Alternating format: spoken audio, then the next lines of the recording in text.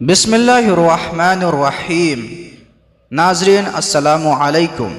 آج ہم بات کریں گے اس ویڈیو میں کہ حضرت امام جعفر صادق علیہ السلام سے ایک دہریہ نے خدا کے متعلق، خدا کے وجود کے متعلق بحث کی۔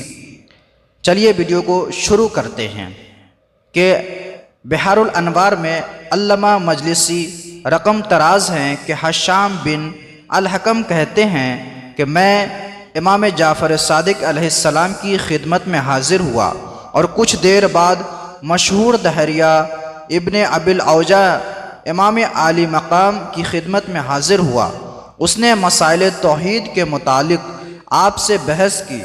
آپ علیہ السلام نے اس سے فرمایا، کیا تیرا کوئی بنانے والا بھی ہے، اور کیا تو کسی صانع کی صفت ہے، یا تو غیر مصنوع ہے، یعنی کیا کسی نے تجھے بنا کر اس جہان میں بھیجا، یا کسی کے بنائے بغیر تو خود بخود ہی پیدا ہو گیا؟ ابن ابی الاوجاع نے کہا کہ مجھے کسی نے نہیں بنایا۔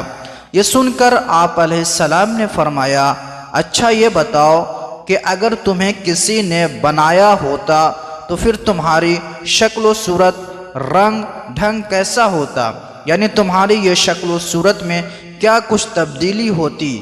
اس دہریہ سے اس سوال کا کوئی جواب نہ بن سکا اور شرمندہ ہو کر باہر چلا گیا۔